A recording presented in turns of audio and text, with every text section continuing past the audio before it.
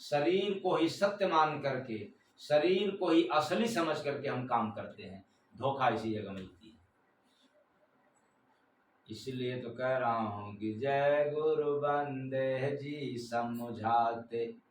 ये पढ़े लिखों को समझाना पड़ता है, मूर्खों को नहीं। ये जितने पढ़े लिखे हैं यही फंसे हुए हैं। जय गुरु बंदे जी समझाते, निकल चलो कलिग्राम से।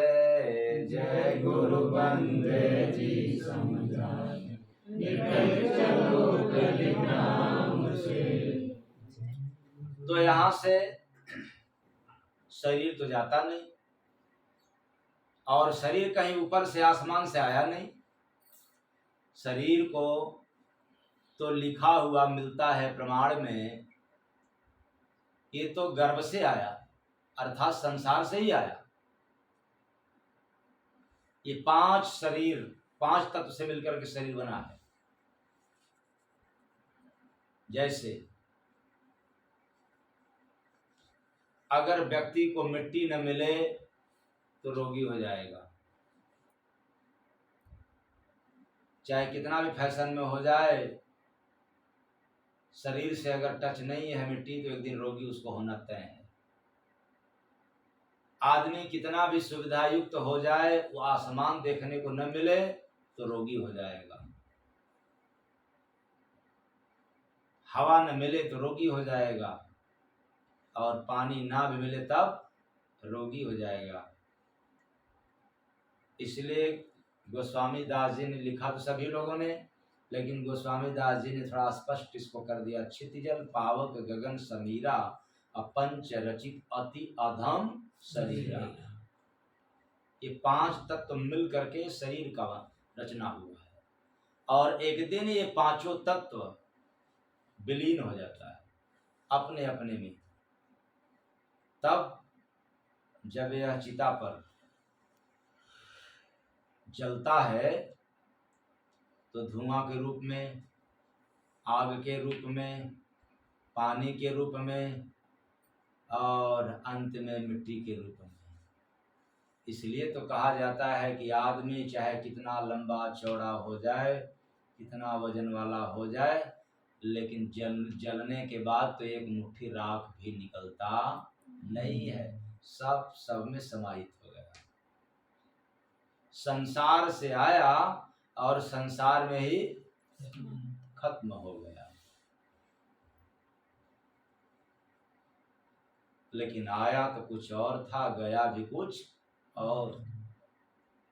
वो क्या आया था? जीव आया और फिर शरीर से जीव ही निकल गया। इसलिए यह जो भजन है इसको छोटा सा साधारण नहीं समझना है। यह भजन तो शरीर के अंदर की राज खोल रहा है कि है जीव, तो काल माया के बंधन में आकर के बंध गए हो, तेरे मेरे के चक्कर में, इतना मेरा इतना तेरा, और भूल गया क्या कि जय गुरु बंदे जी समझाते, निकल चलो कलिग्राम से। जय गुरु बंदे जी समझाते, निकल चलो कलिग्राम से। अरे सोचो तुम्हारे साथ क्या जाता, तुम्हारे साथ तो शरीर भी नहीं जाता। विधि का कैसी सुंदर व्यवस्था है कि जिंदगी भर हम लोग प्रॉपर्टी को संचित करते हैं, लेकिन मरने के बाद रत्ती मात्र भी नहीं लेकर के जा सकते। बिना संतरी बिना मंत्री का इतना बेजोड़ व्यवस्था है कि आप चोरी भी नहीं कर सकते। फिर भी हम लोग काल माया के देश में आकर के यह जीव फंस गया। तो मुक्त कैसे होगा? एक नियम पर। वो क्या? माटी चुन चुन महल बनाया, और लोग कहें घर मेरा, ना घर तेरा ना घर मेरा, यह तो चिड़िया रैन बसेरा।